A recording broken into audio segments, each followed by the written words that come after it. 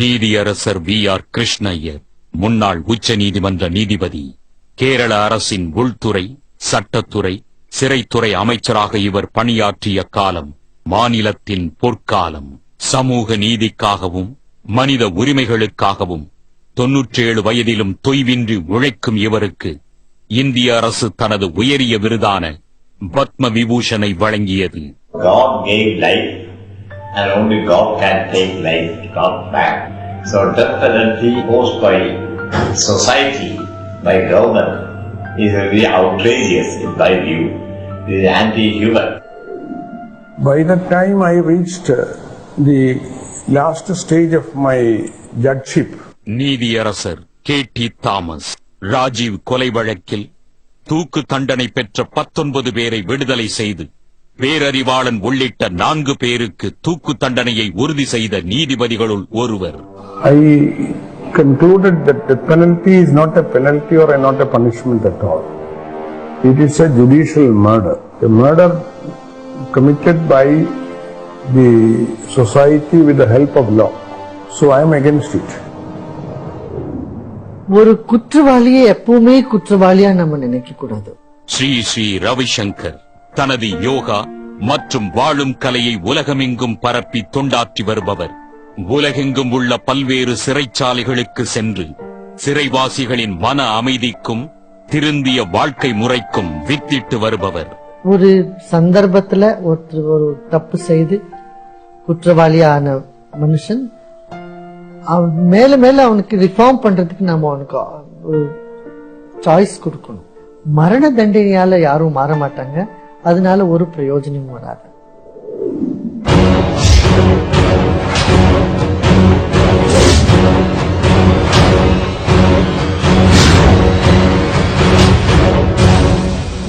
Mahatma Gandhi has been against death penalty. Jawaharlal Nehru has been against death penalty.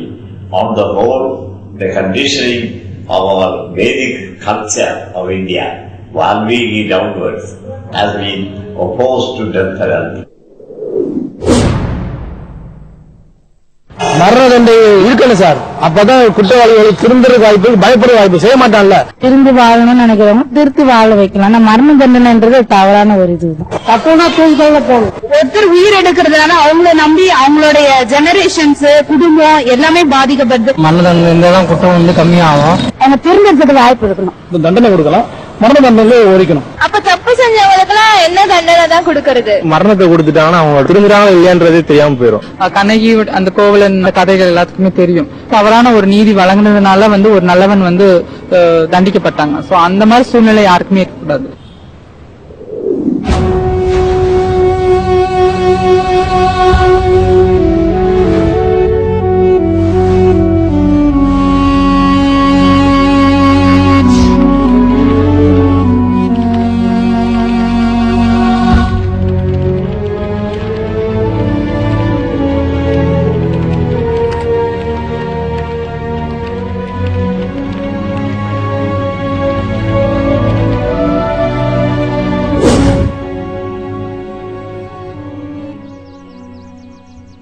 Periyar திடல் பகுத்தறிவு தந்தை என்று போற்றப்படும் பெரியாரின் நினைவிடம்.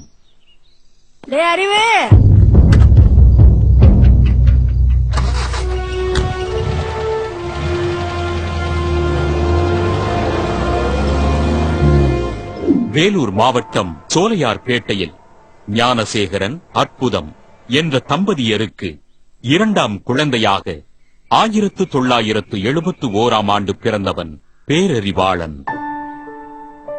எனக்கு 3 பிள்ளைங்க. பெரிய பொண்ணு அன்புமணி, அடுத்து பேரறிவாளன். எங்க அப்பா கிட்ட தான் ரொம்ப விளையாடுவான். குழந்தையில அவர் தான் தூக்கி விளையாடின்னு இருப்பாரு. நான் எப்பயுமே ஒரு நேர நெருக்கடி மாதிரியே நான் அடைவேன். ஆனா அவங்க அக்கா தங்கச்சியோட அவங்க அறிவும் சேர்ந்து ஒரு நண்பர் மாதிரி தான் அவங்க 3 பேரும் பண்ணுவாங்க. நான் அதுல தலையிட மாட்டேன். ரொம்ப டக்கு போய் பேசிட மாட்டான். ரொம்ப வெக்கம், ரொம்ப ஒதுங்கியே தான் இருப்பான். புரிஞ்சிச்சுன்னா நிறைய பேசிட்டே இருப்பான். அவனுக்கு அந்த புறாலாம் வளர்க்கறதுன்றதெல்லாம் ரொம்ப பிடிக்கும். பெரிய ஜங்ஷன்றதுனால கூட்ஸ் எல்லாம் போகும். அந்த கூட்ஸ்ல வந்து நிறைய தானியங்கள்லாம் போகும், அரிசி கம்பு அதெல்லாம் போகும். அது வந்து கீழே இறஞ்சிக்கிட்டே போகும். 2 பேரும் போய் அந்த தானியம் எல்லாம் கலெக்ட் பண்ணி வர்றதா எங்களுடைய வேலையா இருக்கும். சோலையார்பேட்டை அரசு மேல்நிலை பள்ளி. இங்கு கல்வி பயின்ற பேரறிவாளன் தனது ஒழுக்கம், உதவும் குணம், தலைமை பண்பு ஆகியவற்றால் ஆசிரியர் மாணவர் என அனைவரின் நன்மதிப்பையும் பெற்றிருந்தார். பேரறிவாளனுடைய பள்ளி வாழ்க்கை வந்து என்கிட்ட இருந்தா ஆரம்பமானது. 1ஆம் வகுப்புல இருந்து 8ஆம் வகுப்பு வரல இந்த பள்ளிக்கூடத்திலே படிச்சான். நல்ல அறிவாளன், அன்பானவன், பாசமானவன், யாருக்கும் எந்த இடையூறும் செய்ய மாட்டான். பள்ளியில முதல் மாணவனாவே இருந்து வந்தவன். அப்பா ஒர்க் பண்ணது வந்து எங்க ஸ்கூலுடைய ஆப்போசிட்ல தான். அங்க வந்து அங்க ஒரு என்சிசி ஆபீசரா இருப்பாரு. இங்க சின்ன கிளாஸ் படிச்சாலும் அங்க வந்து என்சிசி நடக்கும் போது அவர் ரொம்ப இன்ட்ரெஸ்டா போயிடுவாங்க. காலையில 6 o'clock பரேட் வைப்பாரு. அங்க வந்து சிஓ எல்லாம் அங்க வருவாங்க, இன்ஸ்பெக்ஷனுக்கு வருவாங்க. என்ன கிரேடு கொடுக்கறதுனே தெரியல, எல்லாத்துலயும் ஒன்னா ஃபர்ஸ்ட் வரான் அப்படின்னு சொல்லுவாங்க. அந்த ஆண்டு வந்து மாணவர்களை என்சிசி கேம்ப் கூட்டிட்டு போனோம். என்ன செய்யுது, இவன் லீடர் தான். அப்ப இவனே எல்லாத்தையும் எல்லாம் செட் பண்ணி டாக்டர் கிட்ட போய் சர்டிபிகேட் வாங்கி எல்லாம் பண்ணி பசங்களெல்லாம் கரெக்டா கூப்பிட்டு போய் இது கேம்ப் அட்டன் பண்ணிருக்கிறேன். கட்சியில வந்து பார்த்தாக்கா பெஸ்ட் கேடட் அவார்டு வாங்கிக்கிறார். என்சிசி ஸ்டூடெண்டா இருக்கும்போது நல்ல ஒரு டிசிப்ளின், நல்ல பணிவான தாழ்மையான குணம் உள்ள ஒரு கேடட். அதனாலதான் எனக்கு அவரை ரொம்ப பிடிக்கும்.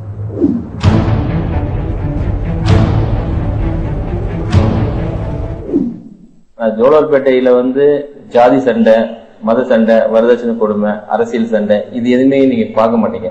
காரணம் என்னன்னா குயில்தாசன் அவர் வந்து எங்களுக்கு எல்லாரும் வாத்தியார். ஒழுக்கத்தை இந்த ஊருக்கே போதிச்ச குடும்பத்திலிருந்து பிறந்தவர் தான் வந்து பேரறிவாளன். என்சிசி சார்பா ரோடுகளை கிளீன் பண்ணுவோம், குப்பைகளை அகற்றுவோம், நிறைய செடிங்க இருக்க செடி முள்ளுங்கெல்லாம் வந்து நாங்களே வெட்டி போடுவோம். அப்போ நான் செருப்பு இல்லாம போயிட்டு அந்த வேலை செய்யும் போது அந்த பாட்டிலோட ஒரு சீசா ஒண்ணு என்னோட காலை கிழிச்சிருச்சுங்க.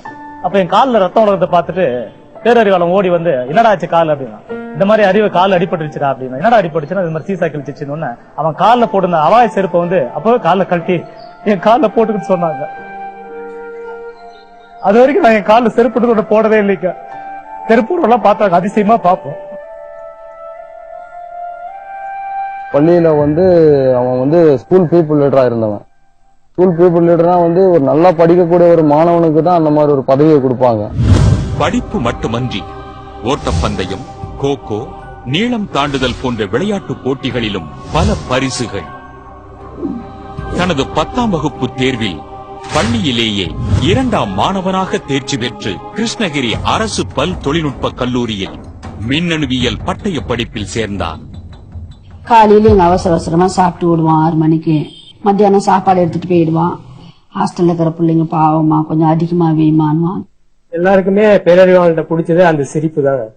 கல்லூரியில அந்த செட்ல படிச்ச ஒரு 100-200 மாணவர்கள்ல மிகச்சிறந்த மாணவர் அன்னைக்கு படிச்ச அந்த 200 மாணவர்களையும் நீங்க ஒவ்வொரு கேட்டாலும் இந்த கருத்தை சொல்வார்கள். நாம வந்து இந்த சமுதாயத்துக்கு ஏதாவது பண்ணணும், ராணுவத்துக்கு போகணுன்ற மாதிரி நினைச்சிட்டு இருக்கனால தப்பா போகாத முடியும் போது நம்ம என்ஜினியர் ஆயிட்டு நாம நிறைய எம்ப்ளாய்மெண்ட்ஸ் கிரியேட் பண்ணணும்ன்றாரு. இன்னைக்கு 150 பேருக்கு நான் வேலை கொடுத்துட்டு இருக்கேன். இதுக்கு காரணமே வந்து பேரறிவாளனோட அட்வைஸ் தான். நாங்க அந்த திராவிட கழக மாநாட்டுக்கு பிள்ளைகள் எல்லாம் கூட கூட்டிட்டு போய் எல்லாத்துலயும் கலந்துக்க வச்சதுனால இந்த மொழி இனம் அப்படின்ற ஒரு எண்ணம் வந்து என் குழந்தைங்களுக்கு அடிப்படையிலேயே பதிஞ்சு போச்சு.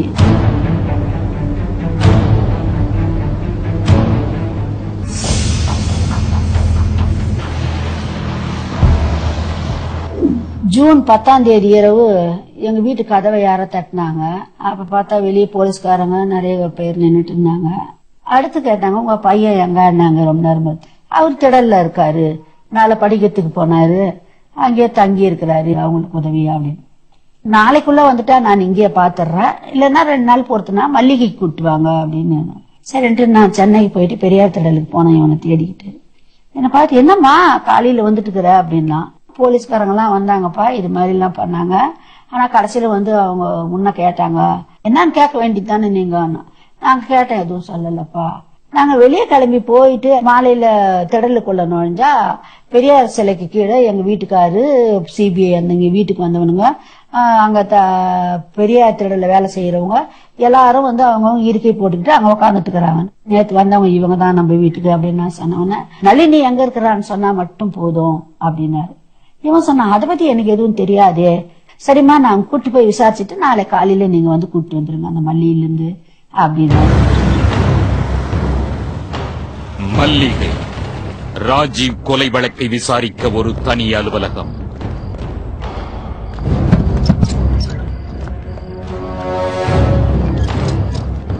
உட்காருங்க சார். உன் பேர் என்னடா? அறிவுங்கய்யா. சத்தமா. பேரறிவாளன்ங்கய்யா. நளினி எங்கடா? தெரியாதுங்கய்யா. முருகனாவது தெரியுமா? தெரியாதுங்கய்யா. 2 பேரையும் தெரியாதான், பாத்துக்குங்க. சட்டையில என்னடா ஓட்ட? சிரிப்பு குண்டு வெடிச்சப்ப நடந்ததா? இல்லங்கய்யா, வீட்டுல ஆனதுங்கய்யா. விசாரிக்கிற முறையில விசாரிச்சு உண்மையை கொண்டு வாங்க. மறுநாள் காலையில நான் மல்லிகைக்கு போனேன். கங்காதரன்றவர் வந்த உடனே, என்னம்மா உன் பையன் உண்மையே சொல்ல மாட்டேன்றாமா அப்படின்னாரு. நீங்க அது மாதிரிலாம் சொல்லாதீங்கப்பா, நீங்க அனுப்புங்க நான் கூப்பிட்டு போறேன் அப்படின்னு உடனே, இல்லம்மா அதெல்லாம் அனுப்ப முடியாது அப்படின்னாங்க. நான் ஒரே ஒரு செகண்ட் பாத்துறேன் அப்படின்னு எவ்வளவு கெஞ்சினாலும் காட்டவே இல்லை. தன்மானம், ஒழுக்கம், நேசம் என்று வளர்க்கப்பட்ட பேரறிவாளனின் இனிய உலகம் இடி விழுந்த காடாக கருகிப் போனது. ஈழ விடுதலையின் மீதும் புலிகளின் மீதும் பற்றுக் கொண்டிருந்த போதும் இக்கொலை பற்றியும் நளினி பற்றியும் தனக்கு துளியும் தெரியாது என்று கூறிய பேரறிவாளன் மீது தாக்குதல் தொடர்கிறது. என்னைக்குதான் வரலாம் பாருனா, நீங்க போய் உங்க வக்கீல பாருங்கம்மா அப்படின்னு சொன்னாரு. எங்களுக்கு தெரிஞ்ச வழக்கறிஞர் அப்ப யாருன்னா துர்சாமி மட்டும்தான். அவர் சொன்னாரு, ஓ சுந்தரத்தை இது மாதிரிதாம்மா விசாரணைன்னு கூட்டு போனாங்க, அவனுக்காக நாம வந்து வழக்கு போட்டிருக்கோம், அது என்னன்னு தெரியட்டோமா நம்ம போட்டுக்கலாம் அப்படின்னாரு. 2 நாளா கேக்குறோம், வசிய மாற்ற பத்திரம் அவனுக்கு. நாடு விட்டு நாடு வந்த அனாத நாய் சார், ஜோலார்பேட்டை சார். சோறு தண்ணி எது கொடுக்காதீங்க. நீ நைட்டுக்குள்ள வாயை திறக்கணும், இல்லாட்டி சாகணும்.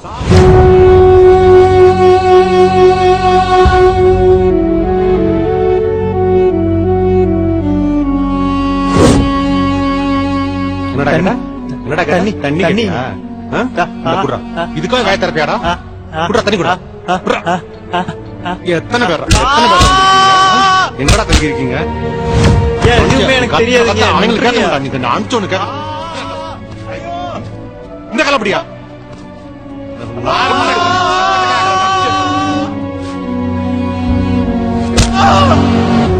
விடை தெரியா கேள்விகளுக்கு விடையாக மாறிய ரணப்பட்ட தேகம் அவன் நினைவின்றி மயங்கும் போது மட்டுமே இளைப்பாற அனுமதிக்கப்பட்டது. நேர்ல போய் பார்க்கும் போதுதான் வந்து நிறைய விஷயங்கள் எங்களுக்கு தெரிஞ்சது.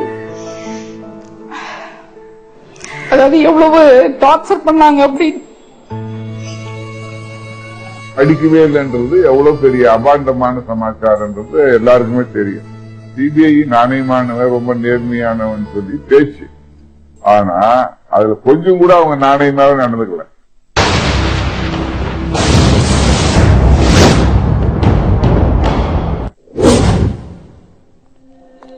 கோர்ட்ல ஐயா கேக்குறதுக்கு அங்கே அடிச்சான் இங்கே அடிச்சான்னு ஏதாவது சொல்லிட்டு இருந்த கூடாது. அவங்க கேக்குற கேள்விக்கு ஆமா ஆமான்னு பதில் சொல்லிட்டு பொழைச்சு போற வழியை பாரு. இல்ல உங்க ஒப்பன் ஆத்தாலும் தூக்கிட்டு வந்து நொங்கு எடுத்துட்டு நொங்கு.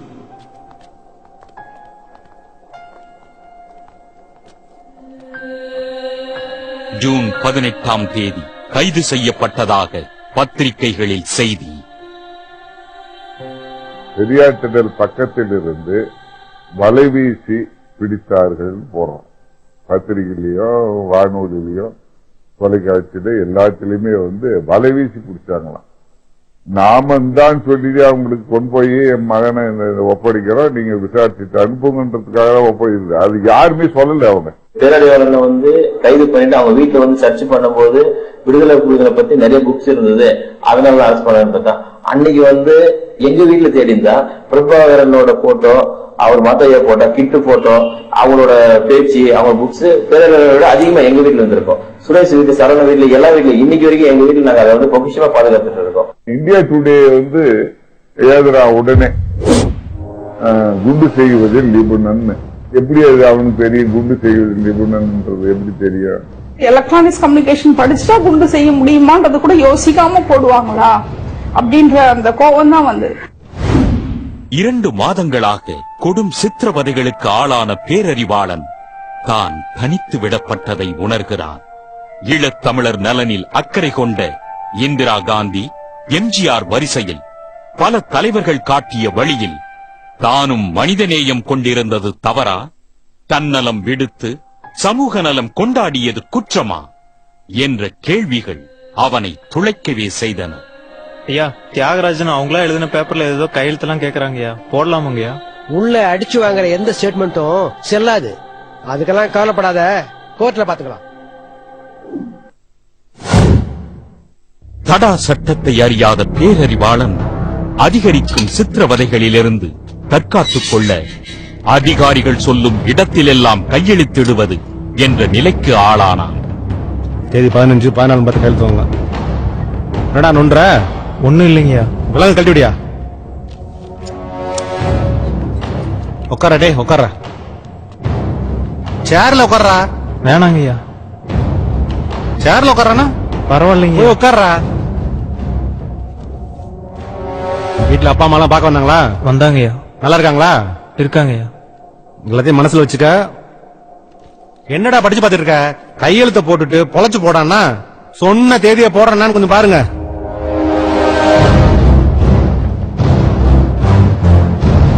கான்ஸ்டபிள், இவனை கூட்டி போயா.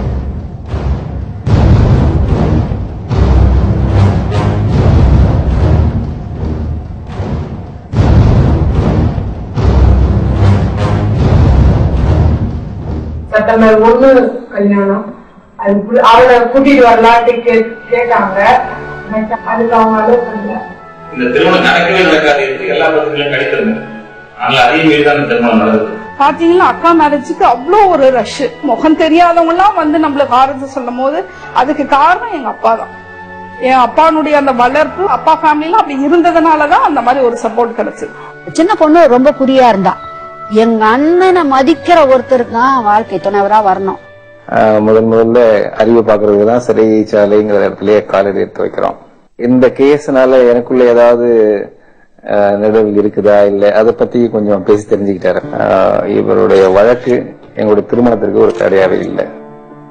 தடா வழக்குன்றதுனால வந்து இவங்க 26 பேருக்கும் மூடிய அறைக்குள்ள 8 ஆண்டு விசாரணை நடந்தது.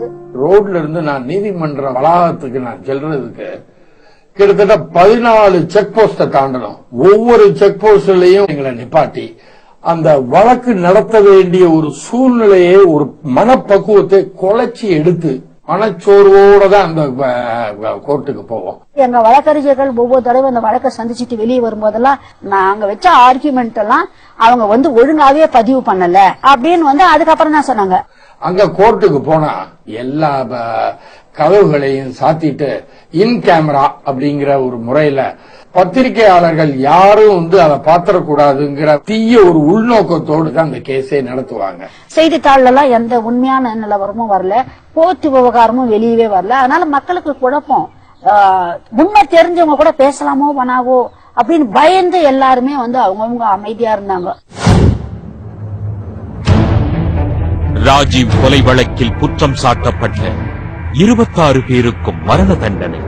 தடா சிறப்பு நீதிமன்ற நீதிபதி நவநீதன் 26 பேருக்கும் ஒட்டு மொத்தமாக தூக்கு தண்டனை கொடுத்தது உலக வரலாற்றிலேயே இதுதான் முதலாக. எங்களால நம்பவே முடியல. யார் முகத்தை எப்படி பாக்குறது, என்ன யாருக்கு ஆறுதல் சொல்றதுன்னு. ஏன்னா எல்லாம் அவங்கவுங்க அழ ஆரம்பிச்சுட்டாங்க. அப்பா நாங்க பார்த்ததே கிடையாது.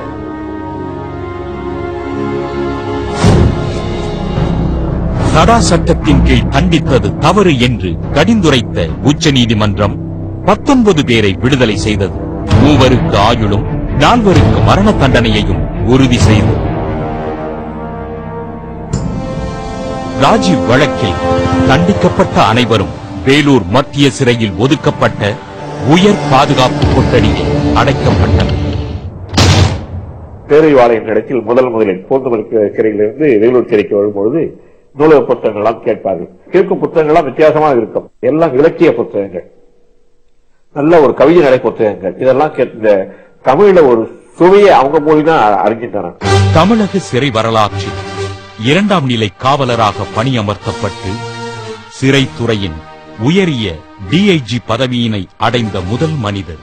குடியரசுத் தலைவர் விருது, அண்ணா பதக்கம் போன்ற பல விருதுகளை பெற்றவர். நிறைய புஸ்தகங்கள் படிச்சு அதிகமான அறிவை சிறைக்குள்ளேயே பெருக்கிக்கிட்டவங்க. அவங்க முடிஞ்ச வரைக்கும் அவங்க மற்ற பிரிசனர்ஸ்களுக்கு எல்லா விதமான உதவிகளும் செய்யணும்ன்ற இல்ல பாடம் சொல்லி கொடுப்போம். இல்லைன்னா அவங்க ஏதாவது அவங்களுக்கு அவங்களுடைய ஜட்ஜ்மெண்ட் கொண்டு காமிப்பாங்க. அதுல ஏதாவது கேட்டா அதை பத்தி சொல்லி கொடுப்போம். 2002 பாத்தீங்கன்னா 6 பேர் படிச்சாங்க. இப்போ 300 பேர் படிக்கிற காரணம் என்னன்னா பெரியவர்கள் தான். வெரி இன்டெலிஜென்ட், ஸ்மார்ட், கார்டியல், அப்ரோச்சபிள், ஒரு மற்றவங்களோட இருக்கும்போது கூட ஒரு ஃப்ரெண்ட்லினஸ், ஒரு அன்பான சூழ்நிலையை தான் அவரு உருவாக்கி இருக்கிறதா நாங்க பாக்குறோம். கட்டாயப்படுத்தி 10வது படி அப்படின்னு, இல்லன்னா நான் படிக்கல, எனக்கு விருப்பம் கிடையாது அப்படின்னு.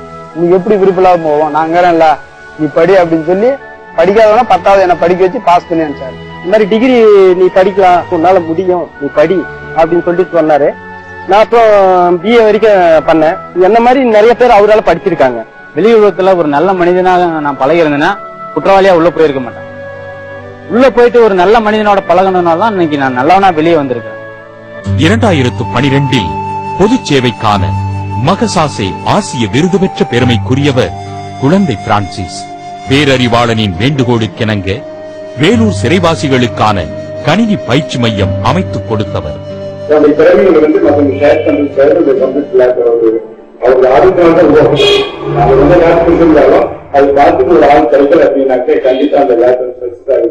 எங்களுடைய வழக்கு விடுதலை ஆயிடுச்சுன்னு ஹைகோர்ட்ல இருந்து எங்களுக்கு லெட்டர் வந்தது.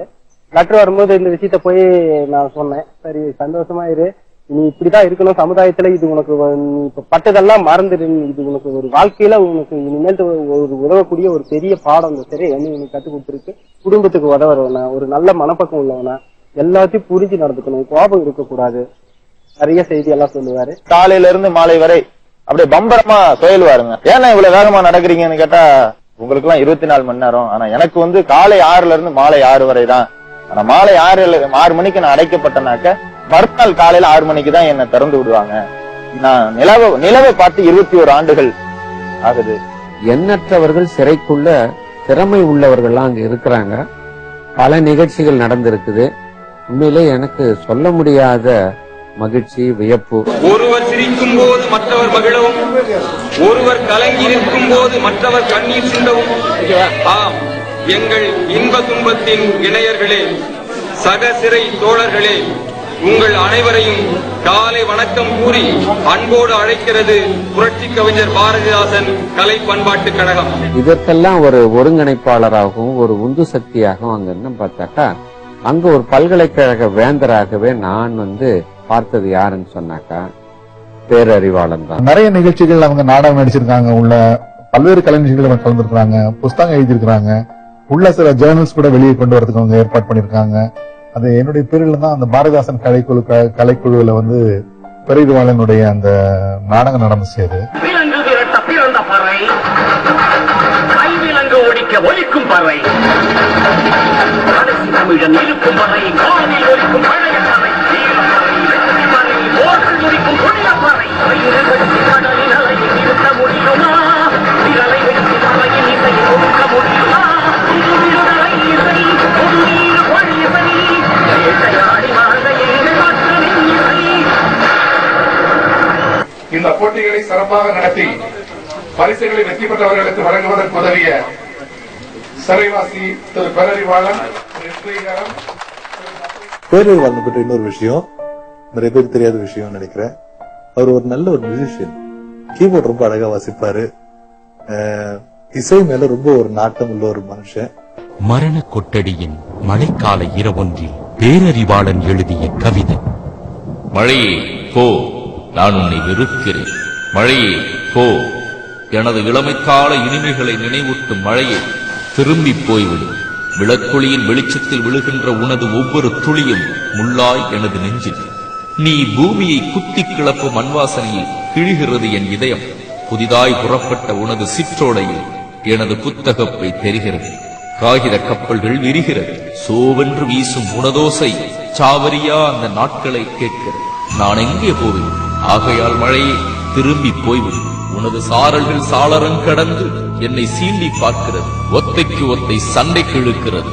ஆனால் நீயோ கம்பிகளுக்கு அப்பால் கை கெட்டா தூரத்தில் எனது கடந்த காலத்தைப் போலவே. ஒரு இவ்வளவு மனம் உடைஞ்சு இருக்கிற நேரத்திலையும் அவரால் முடிஞ்ச உதவி செஞ்சு இருக்காரு. ரொம்ப சந்தோஷமா இருந்துச்சு. ஆனா உண்மையா சொல்ல போனா அவரு ரொம்ப கஷ்டத்தில் தான் இருக்கு.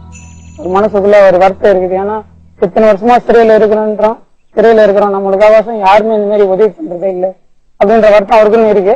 தூக்கு கொட்டடியிலிருந்து ஒரு முறையீட்டு மடல், நீதி மறுக்கப்பட்ட ஒரு நிரபராதியின் அபயக்குரலாய் ஒலிக்கும் இப்புத்தகம் படிப்போர் மனசாட்சியை உலுக்குவதாய் அமைந்தது. சிறையில் இருந்தபடியே படித்த படிப்புகள், பெற்ற சான்றிதழ்கள்,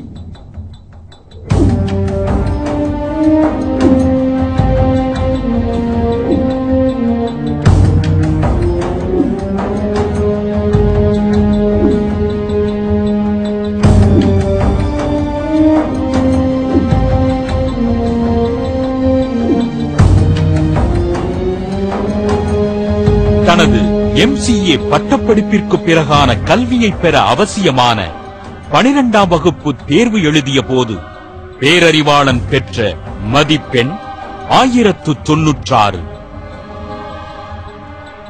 15 வருடங்கள் நான் அவங்களோட இருக்கிறேன். எந்த விதமான சிறையினுடைய விரோத நடவடிக்கைகள் அவங்க இதுவரை ஈடுபட்டதே கிடையாது. அவங்கள பத்தி எனக்கு நல்லா டீட்டெயிலா தெரியும். அவங்க character best among all prisoners. சிறைச்சாலைகள் சீர்திருத்த கூடங்களாக இயங்க முடியும் என்பதற்கும் பேரறிவாளன் போன்றவர்களால் பலருடைய வாழ்க்கை பயனுள்ளதாக மாற்றப்படும் என்பதற்கும் இந்த ஆண்டு வேலூர் சிறையில் 12ஆம் வகுப்பு தேர்வு எழுதிய அனைவருமே தேர்ச்சி என்ற செய்தி மற்றும் ஓர் சாட்சி. ஸ்கூல் ஃபீஸ்க்கு எங்க அம்மால கட்ட முடியல, எங்களுக்கு ஃபீஸ் நான் கட்டுறேன் அப்படின்னு சொல்லி அவங்க அந்த உதவித்தொகை எங்களுக்கு கொடுத்ததுனால நான் 479 மார்க் எடுத்தேன். பேரறிவாளனின் கல்வி பணியால் ஈர்க்கப்பட்ட சுமை தூக்கும் தொழிலாளி பொன்னப்பன். இவர் துவங்கிய பேரறிவாளன் கல்வி பாசறை 300க்கும் மேற்பட்ட காஞ்சிபுரம் வாழ் மாணவர்களுக்கு இலவச புத்தகங்கள், கட்டண வசதி, இரவு பள்ளி என்று தொடர்ந்து பணியாற்றி வருகிறது.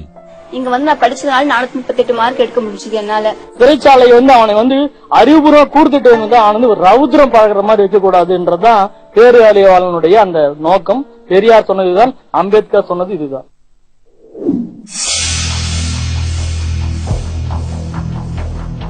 தி ஓபன் என்ற இதழுக்கு அளித்த பேட்டியில் அந்த பெல்ஃபார்ம் செய்தது யார் என்று இதுவரை கண்டுபிடிக்கவில்லை என்றும், பேரறிவாளன் உள்ளிட்டோர் விடுதலை செய்யப்பட்டால் நானே மெத்த மகிழ்ச்சி கொண்டவனாகவும் இருப்பேன் என்றும் கூறுகிறார் சிபிஐ தலைமை புலனாய்வு அதிகாரி ரகோத்தமன். வெகுநாள் கழித்தே ஒரு வீடியோ டேப் பற்றி தெரிந்ததாக கூறும் இவர், Mr. K. Raghotaman, you have investigated this case. You are making charges.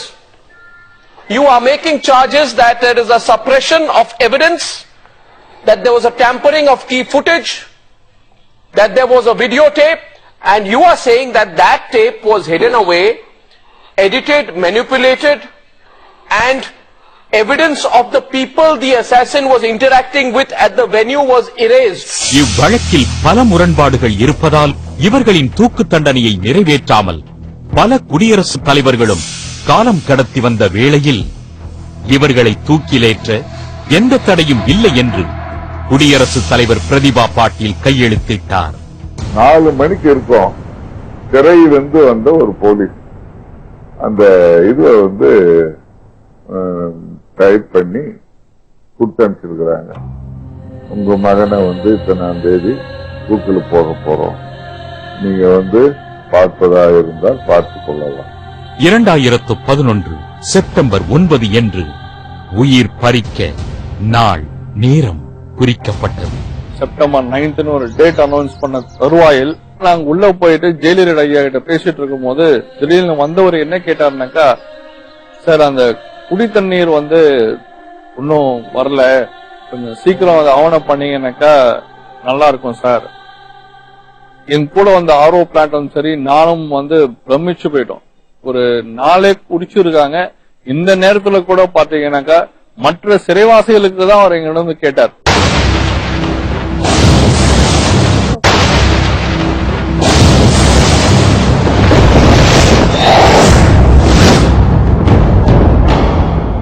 மூன்று பெண் வழக்கறிஞர்கள் உண்ணாவிரதம் துவங்குகின்றனர்.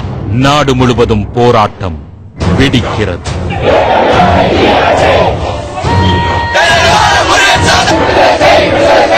குற்றவாளின்றவன் தண்டிக்கப்படணும், ஆனா வந்து கொலை செய்யப்படக்கூடாது.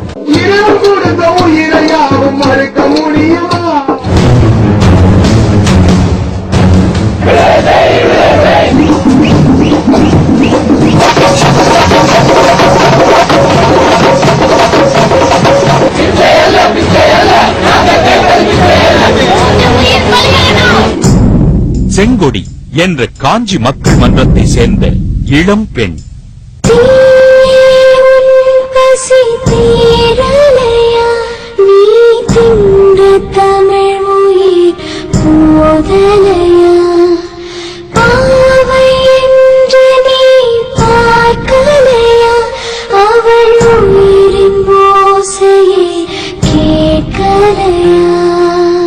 எத்தனை தமிழுயிர் எத்தனை தமிழுயிர் நாம் கொடுத்தோம் நம் முத்துக்குமார்கள் ஈழம் காத்திட தம்முடல் எரித்தாரே.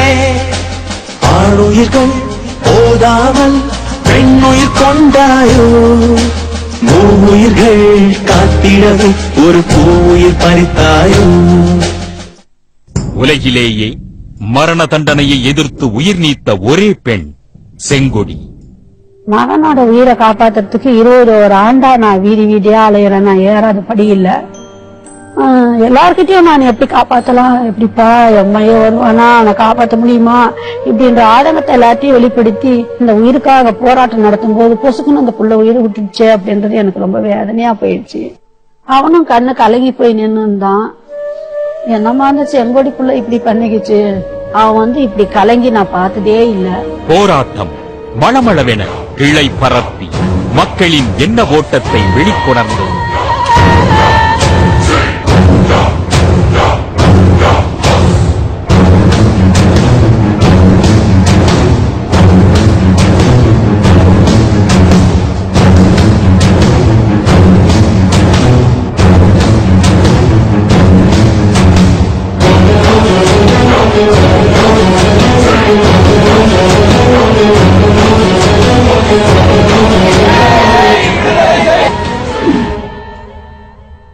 கொள்கைகளாலும் கொண்ட நோக்கத்தாலும் பல்வேறு விதமாக பிரிந்திருந்த இயக்கங்களும் கட்சிகளும் ஒன்றாய் ஒரே நேர்கோட்டில் இணைந்த அதிசயம் தமிழக மக்கள் பார்த்திராத ஒன்று.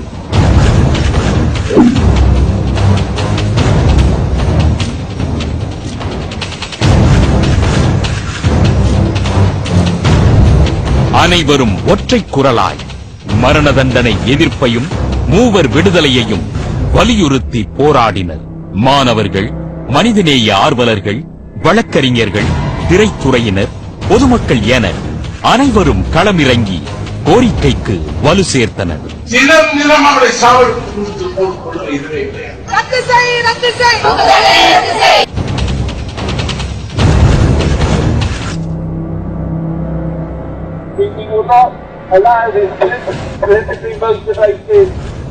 Decisions to go through.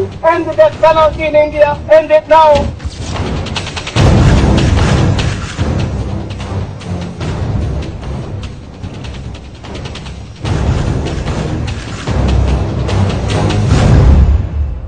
திருவாளர்கள் சுதேந்திர ராஜா என்கிற சாந்தன், ஸ்ரீஹரன் என்கிற முருகன் மற்றும் பேரறிவாளன் என்கிற அறிவு ஆகியோரின் கருணை மனுக்களை மறுபரிசீலனை செய்து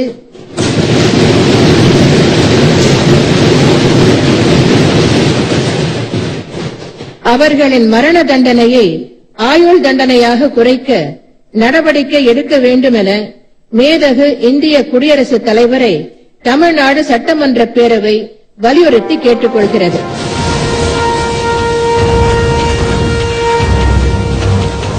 ஒரு வரலாற்று சிறப்புமிக்க தீர்மானம் தமிழக சட்டப்பேரவையில் ஒருமனதாக ஏகோபித்த ஆதரவுடன் நிறைவேறியது. சென்னை உயர்நீதிமன்றம் ராம்ஜெத் மலானி, காலின் கன்சால்வஸ், வைகை உள்ளிட்ட வழக்கறிஞர்கள் ஆஜராகி தூக்கில் போடுவது தவறு என வாதிட்டனர். That punishment is unconstitutional. Therefore, you should make some reward. You should make compensation. Compensation is to take away the death penalty. உயர்நீதிமன்ற அமர்வு இவர்களை தூக்கில் போட 8 வார கால தடை விதித்தது. இது இடைக்கால தடை மட்டுமே என்றாலும் போராடிய அனைவரும் நிம்மதியும் மகிழ்ச்சியும் கொண்டனர்.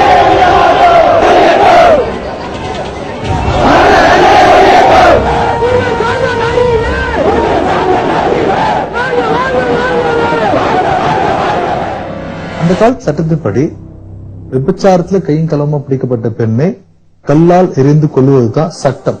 அந்த பெண் செய்த தவறு நிரூபிக்கப்பட்டது. அவளுடைய தவறுக்கு ஏற்ற தண்டனையை தான் அந்த ஜனங்க கொடுக்கறதுக்கு ரெடியா இருந்தாங்க. அந்த நேரத்துல ஜீசஸ் போய் குறுக்க சொல்றாரு, உங்கள யாருக்கு பாவம் இல்லையோ அவங்க முதல்ல அந்த கல்லை எறியட்டும் சொல்றாரு. மனுஷனை நம்ம ஒருத்தர் ஜெயில போடுறது, தண்டிக்கிறது, இது எல்லாருக்கும் எல்லா சட்டத்துக்கும் criminal justice system, legal system அவங்களுக்கு அதிகாரம் இருக்கு.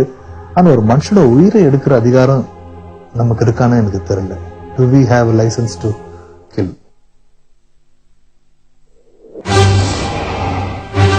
நீதி தேவதையின் கண்கள் என்னவோ கட்டப்பட்டுத்தான் இருக்கின்றன. ஆனால் நீதியை கையாளும் நீதியரசர்களின் பார்வை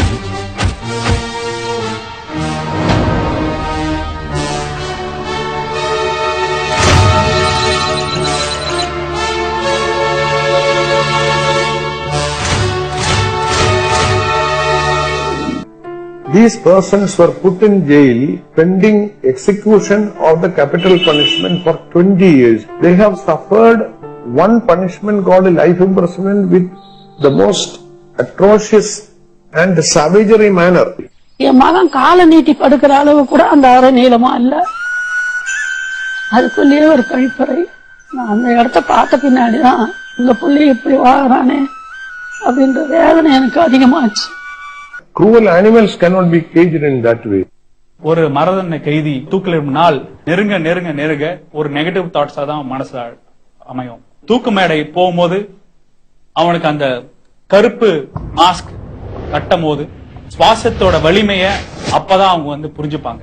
அந்த கயிறு அவன் கழுத்துல சிக்கும் போது மூளைகள்ல இருந்து இருதயத்துக்கு கீழே வர 2 ரத்த குழாய்கள் ஜூகுலர் வெயின்ஸ் சொல்லுவோம். அந்த ஜூகுலர் வெயின்ஸ் அழுத்தம் ஏற்படும் போது மூளையில நீர்த்தேக்கம் அதிகமாகி மூளை எந்த வகையான ஆக்சிஜன் சப்ளை இல்லாம கம்மியாகி மூளை முதல் செயல் இழக்கும். இன்னும் கயிறு இருக அவரோட வெர்டெப்ரா, C1 C2 வெர்டெப்ரா, அந்த வெர்டெப்ரா நம்ம எலும்பு கூட தாங்கக்கூடிய ஒரு எலும்பு, கழுத்துல இருக்க முதல் எலும்பு, அந்த எலும்பு உடையும். இந்த உடைஞ்ச எலும்பு தூள்கள் அழுத்தம் ஏற்படும் போது உயிர் போகும்.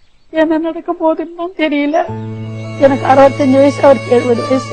நாங்க உயிரோட இருக்கிறதுக்குள்ளயாவது அவன் வருவானா, இந்த வீட்டுக்குள்ள அவன் நுழைவானா, எதுவுமே சொல்ல முடியாத நிலையில இருக்கும். நாங்க எதிர்பார்த்துனே இருந்து செத்துருந்தோமா இல்ல நாங்க சாகத்துக்கு முன்னே மகனை நாங்க மத்த பிள்ளைக்கு மாதிரி பார்க்க முடியுமா அப்படின்றதுதான் எங்களுடைய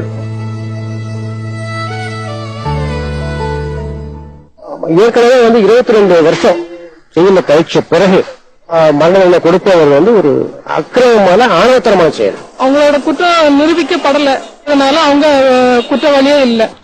21 வருஷங்கிறது பல தூக்கு தண்டனைக்கு சமம். தவறு செஞ்சா கூட மன்னிக்கிறதுக்கு வாய்ப்பு இருக்கலாம்.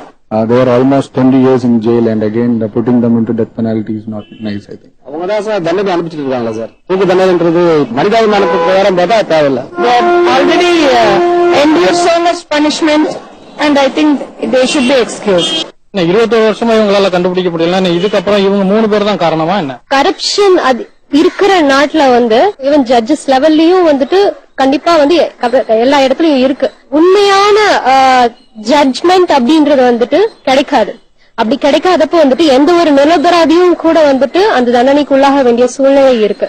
ராஜீவ் கொலையின் போது தன் தங்கையை இழந்த அன்றைய மகிழா காங்கிரஸ் தலைவி சாந்தகுமாரி, கூட்டத்தின் வரவேற்பு குழு தலைவர் சுலைமான் போன்றோரின் இன்றைய நிலைப்பாடு. இன்னும் குற்றவாளி இல்லைங்க. ஏண்டா என்ன பொறுத்து நான் 3 நாள் அங்க மீட்டிங் நடத்தி இங்க நடைமுறையில பார்க்கும்போது அது மாதிரி அவங்க இங்க வரவும் இல்லை, நீ மீட்டிங்ல கலந்துக்கும் இல்ல, அப்படிப்பட்டவர்களுக்கு நிரபராதிக்கு தண்டனை கொடுக்கறது பெரிய தப்புல. அனுமானன்றது தெரியல. இவங்க தானா என்ன தப்பு செஞ்சவங்க அப்ப இறந்துட்டாங்க, மற்ற எல்லாம் சுட்டு கொண்டுட்டாங்க. மற்ற என்ன இருக்கு முடிச்சு வச்சிருக்க கதை. அவங்களுக்கு ஒரு லைஃப் இருந்தாதான் நல்லது. போப்பாண்டவர் வசிக்கும் இத்தாலியில் பிறந்த சோனியா காந்தி அவர்கள் தனக்கோ தன் மகனுக்கோ மகளுக்கோ அந்த நால்வரை தூக்கில் போடும் விருப்பம் துளியும் இல்லை என்று தெரிவித்திருந்தார். ஒட்டுமொத்த மரண தண்டனை ஒழிப்பில் ஒரு முக்கிய ஆவணம் அது. மனிதனோட மனசு மாறும், அவன் உணர்ச்சிகள் மாறும், திங்கிங் அண்ட் பிஹேவியர் பேட்டர்ன், நடவடிக்கை அவனோடது மாறும். அது மாதிரி மாறிக்கொண்டே வரும் இந்த உலகத்துல யாரையுமே எப்போதுமே அவங்க குற்றவாளிகளா பார்க்கறது தவறானது. ராஜீவ் கொலை வழக்கை விசாரித்த முன்னாள் சிபிஐ அதிகாரி மோகன்ராஜ், சரியான முறையில் இந்த கேஸ் ப்ராசிக்யூட் பண்ணலையோன்னு எனக்கு ஒரு சந்தேகம் இருக்கு. மத்திய அரசாங்கம் ஒரு பல்நோக்கு விசாரணை கமிஷன் ஒண்ணு அமைக்கணும். அது பேர் மல்டி டிசிப்ளினரி மானிட்டரிங் கமிட்டி. அந்த கமிட்டி தனது அறிக்கையை இன்னமும் தாக்கல் செய்யவில்லை. அதாவது இந்த வழக்கே நிலுவையில் தான் இன்னும் உள்ளது. ஜெயின் கமிஷன் வைடர் கான்ஸ்பிரசிக்காக வச்சாங்க. Wider conspiracy to to what? To kill Rajiv Gandhi. அப்ப அது கான்ஸ்பிரேட்டர்ஸ் யாரு? அவங்களை பிடிக்காம அந்த 26 பேரை பிடிச்சி கேஸை ஃபைனலைஸ் பண்றதுங்கிறது அப்சல்யூட்லி அப்செட். சிபிஐ இதுல யார் எக்ஸிக்யூட் பண்ணுங்கிறது ஒரே பாயிண்டர் தான் பண்ணிச்சு. It is a fraud on the investigation. அண்மை காலம் வரை தொடரும் நீதி பிழைகள், நிரபராதி கொலைகள்.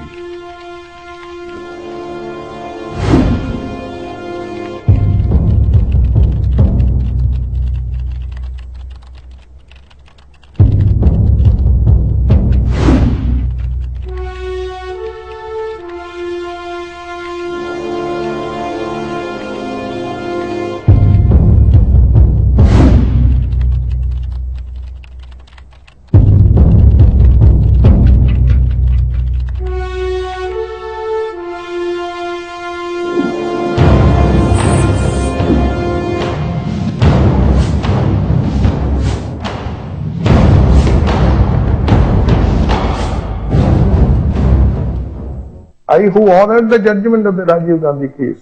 Therefore, I thought I am the most competent person to say that.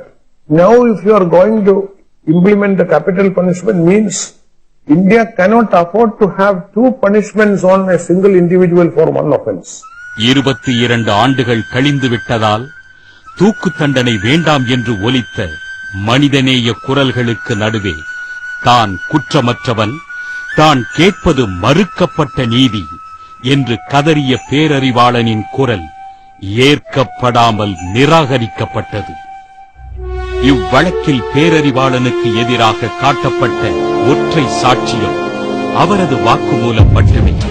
ஆனால் அவ்வாக்குமூலத்தை பதிவு செய்த சிபிஐ அதிகாரி திரு தியாகராஜன் ஐபிஎஸ் அவ்வாக்குமூலம் முழுமையாக பதிவு செய்யவில்லை எனவும் தவறுதலாக அர்த்தம் கொள்ளப்பட்டது என்றும் பேரறிவாளன் ஒரு நிரபராதி மூலம் அளித்திருப்பது நீதியியல் வரலாற்றில் நெஞ்சை உலுக்கும் நிகழ்வு. I am Tyagarajan. I belong to the Indian Police Service. When Rajiv Gandhi assassination took place in 1991, I was Superintendent of Police, CBI, Kerala branch. Tamil தெரிஞ்ச ஒரு எஸ்பிங்கிற முறையில் I was also inducted into the team. அப்படி வரும்பொழுது ஒவ்வொருத்தருக்கும் ஒவ்வொரு assignment கொடுக்குறாங்க. எனக்கு வரும்போது சரி நீங்க இந்த கன்ஃபெஷனல் ஸ்டேட்மெண்ட் எல்லாம் நீங்க ரெக்கார்ட் பண்ணுங்க. I got that assignment of recording. இது அது மாதிரி அப்படி பண்ணும்பொழுது நான் எல்லாருடைய ஸ்டேட்மெண்ட்டையும் ஒரு 16 or 17 அதை நான் பண்ணினேன். அதுல என்ன ஒரு விஷயம் என்ன உறுத்துது அப்படின்னா, அப்ப அறிவு என்ன சொன்னாரு, சார் அப்ப எனக்கு தெரியாது இது எதுக்காக இது வாங்கிட்டு சொல்றாங்க, என்ன பண்ண போறாங்க, இதெல்லாம் எனக்கு தெரியவே தெரியாதுன்னு சொன்னார். ஒரு வார்த்தை சொன்னார். பட் வாக்குமூலம் எழுதும் பொழுது அவர் எனக்கு தெரியவே தெரியாதுங்கிறத நான் எழுதல. அப்ப இன்வெஸ்டிகேஷன் ப்ரோக்ரஸ் ஆயிட்டு இருக்குது. அதனால நான் அந்த ஒரு ஸ்டேட்மெண்ட் மட்டும் நான் அதை எழுதல. நான் though strictly speaking law expects you to record the statement verbatim, வார்த்தைக்கு வார்த்தை எழுத்துக்கு எழுத்து அப்படியே சொல்லணும்னு சொன்னாலுமே கூட நடைமுறையில நாங்க அப்படி செய்யறது இல்லை. இலங்கை தமிழர் பிரச்சனையை நான் 1983 இருந்து கவர் பண்ணிட்டு இருக்கேன். பிரபாகரன் நான் இன்டர்வியூ பண்ணியிருக்கேன். எல்டிடி பத்தி எனக்கு தெரியும், ஹவ் எல்டிடி ஆபரேட்ஸ் அப்படின்னு. பேரறிவாளன் ஏதோ ஒரு பேட்டரி கொண்டு வர போனாராம், இல்லன்னா அது பெல்ட்டுக்கு வேற யாரோ கொண்டு போனாங்களாம். இவங்களுக்கு எல்லாம் சொல்லியிருப்பாங்க நீட் டு நோ பேசிஸ். அதாவது இந்த ஒரு இது நம்ம ஒரு ஆபரேஷன் இருக்கு, இதுல உன்னுடைய பங்கு ஒரு பேட்டரி கொண்டு வருவாங்க, அவ்வளவுதான் உங்களுக்கு தெரியும். இந்த பேட்டரி அது டிரான்சிஸ்டர்ல போட போற பேட்டரியா இல்ல எதுக்காக போடுற பேட்டரின்னு அவருக்கு தெரிஞ்சிருக்காரு. வாக்குமூலத்தில் இல்லாத ஒன்றை உச்ச நீதிமன்றம் தன்னிச்சையாக அர்த்தப்படுத்திக் கொண்டது என்று திரு தியாகராஜன் IPS கூறுவது இவ்வழக்கில் மிக முக்கிய திருப்பம். மேம்போக்காக சூப்பர்ஃபிஷியலி மேம்போக்காக எடுத்துக்கொண்டு they jump to the conclusion. அதாவது தெரிஞ்சு சிவராசனும் இவரும் உடந்த ராஜீவ்காந்தி கொல்லப்பட போறார், ராஜீவ் கொலைக்கு இது ஒரு பாம் பண்ண போறாங்க, அந்த பாம்புக்கு ஒரு பேட்டரி தேவைப்படுது, இது எல்லாம் முன்கூட்டியே தெரிஞ்சு இவர் போய் வாங்கிட்டு வந்தாருங்கிற மாதிரி ஒரு மேம்போக்கான மேல் நோக்கிய பார்வையில் போயிட்டாங்க. உண்மை அதுவல்ல. ஏன்னா ஒரு கன்ஃபெஷனல் ஸ்டேட்மெண்ட்ல இல்லாத ஒன்றை நாம் யூகமாக செய்யும், ஸ்பெகுலேஷன் சொல்லுவாங்க பாருங்க, ஸ்பெகுலேட் பண்ண முடியாது. It's very dangerous to speculate. இது நான் அப்பயே நான் ஃபீல் பண்ணேன். பட் அப்போ ஒன்றும் செய்யறதுக்கு அந்த ஸ்டைல ஒன்றும் செய்யறதுக்கு முடியாது. அதனாலதான் அறிவினுடைய விஷயத்துல முக்கியமா I always felt a little uneasy that the confessional statement has not been appreciated the way it should have been appreciated. as a prison officer நான் நிறைய தூக்கு போட்டிருக்கேன் 40 வருஷத்துக்குள்ள. இவ்வளவு இவங்களுக்கு தூக்கு தண்டனைங்கிற அளவு ஃபீல் பண்ணது கிடையாது. அவங்களுக்கு பழகின வரைக்கும் அவங்க அந்த தூக்குக்கு டிசர்விங்கே கிடையாது. மே முதல் வாரத்தில் பேரறிவாளன் 2 பேட்டரி வாங்கி கொடுத்தார் என்பதே குற்றச்சாட்டு. ஆனால் மே 2ஆம் வாரத்தில் சிவராசனுக்கும் பொட்டு அம்மனுக்கும் நடைபெற்ற வயர்லெஸ் உரையாடலில் ராஜீவ்காந்தி கொலை பற்றிய செய்தி தனு சுபா தவிர யாருக்கும் தெரியாது என்று திட்டவட்டமாக கூறுகிறார் சிவராசன். ஆக பேரறிவாளன் பாட்டரியை வாங்கியிருந்தாலும் அது என்ன நோக்கத்திற்காக வாங்கப்பட்டது என்று அறிவுக்கு தெரிந்திருக்கவில்லை என்பது உறுதியாகிறது. இவரு அறிவு என்ன சொன்னாரு, மத்தவங்க என்ன சொன்னாரு, போலீஸ் ஆபீசர் என்ன ரெக்கார்ட் பண்ணாருங்கிறது ஒரு புறம் இருக்க, இங்க வயர்லெஸ் இன்டர்செப்ட், அதாவது ராஜீவ் கொலை செய்யப்படுவதற்கு முன்னாடி வயர்லெஸ் செய்திகள் பரிமாறப்படுகின்றன. அங்க ஸ்ரீலங்கன் காடுகள், இங்க இந்திய கடற்கரையிலிருந்து வயர்லெஸ் செய்திகள் அனுப்பப்படுகின்றன. அப்படி பார்க்கும் பொழுது ராஜீவ்காந்திக்கு கொலைக்கு முன்னாடி இந்த சிவராசன் ஒரு செய்தி அனுப்புறாரு அங்க LTT ஹெட் குவார்டர்ஸ்க்கு. இதுவரைக்கும் இந்த விஷயத்தை பற்றி நாங்க யாருக்கும் சொல்லவில்லை. Automatically it excludes the prior knowledge that Rajiv Gandhi is going to be assassinated. It excludes the knowledge of everybody else except that of Nalini. So this is a very solid, uncontested, unchallenged, unchallengeable evidence. Whenever there is a suspicion, please don't execute. தூக்கு தண்டனை கிடைத்த பிறகு அவன் நிரபராதின்னு நிரூபித்துட்டான்னா அது நம்ம legal system மேலேயே ஒரு பெரிய களங்கம் அந்த மாதிரி ஆயிடும். அப்போ ஜனங்களுக்கு நம்ம அந்த லீகல் சிஸ்டம் மேல இருக்கிற நம்பிக்கை போற மாதிரி ஆயிடும். I have also played a role in the sense that it was me who recorded the confession, and as I said, one thing, confession itself is not very clear, and the benefit of doubt. Why the benefit of doubt? Even there is subsequent internal evidence to clearly say that Arivu did not know beforehand that Rajiv Gandhi was going to be killed at all. So if he did not know that there was going to be killing, how can you make him party to the killing? It is illogical. It is against the evidence on record. Therefore, if you look at it from any angle, it will be miscarriage of justice if the extreme penalty is carried out. It will be very tragic and unfortunate. That is my firm conviction. In the name of Tamil people, I pray to the government of India, they shall not execute any person in the name of Rajiv Gandhi. Murugan Santhan பேரறிவாளனுடைய அந்த terror suspect photographs அதுதான் என்னுடைய மனதில் இருந்தது.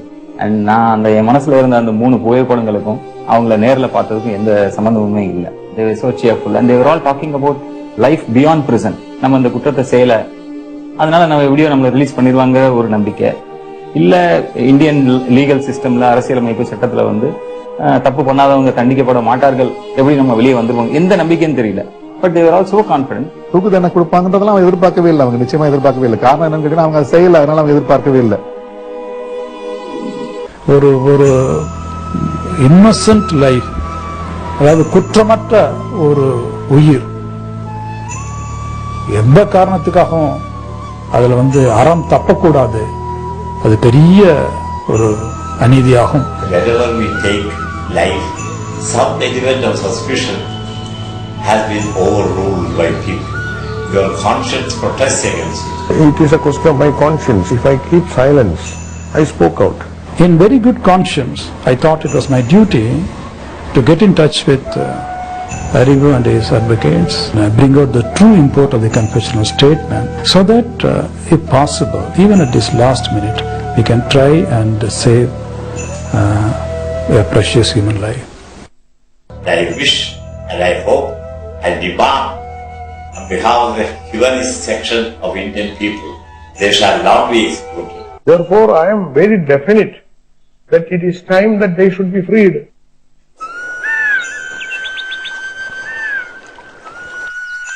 இது பேரறிவாளனின் கதை. ஆனால் பேரறிவாளனுக்கு மட்டுமான கதை அன்று. முருகன் சாந்தனுக்கானது, முனியப்பன் நெடுஞ்செழியன் மாதுக்கானது. இதுபோல இந்திய உலகச் சிறைகளில் கொலை தண்டனையால் மரணத்தை எதிர்நோக்கி இருக்கும் பல மனிதர்களுக்கானது. மனிதன் தவறுக்கு அப்பாற்பட்டவன் அல்ல. குற்றவாளிகள் மட்டுமின்றி காவல் அதிகாரிகளும் நீதிபதிகளும் மனிதர்களே. இவ்வழக்கில் நீதிப்பிழை நேர் செய்ய இவ்விறுதி கட்டத்திலும் உண்மை உரைத்த காவல் அதிகாரிகளும் நீதிபதியும் உலக மரண தண்டனை ஒழிப்பு வரலாற்றில் முக்கிய இடம் பெறுவர். குற்றமற்ற நிரபராதிகளை மரணம் வரை அழைத்துச் செல்லும் அவலம் என்றும் நடவாமல் இருக்க மரண தண்டனையை முற்றிலுமாக ஒழிப்பதே நிரந்தர தீர்வாகும். நவீன சிலப்பதிகாரத்தின் முடிவு மாற்றி எழுதப்படுமா? இனி ஒரு நீதி பிழை தடுக்கப்படுமா? இலக்கியம் மாறுமா?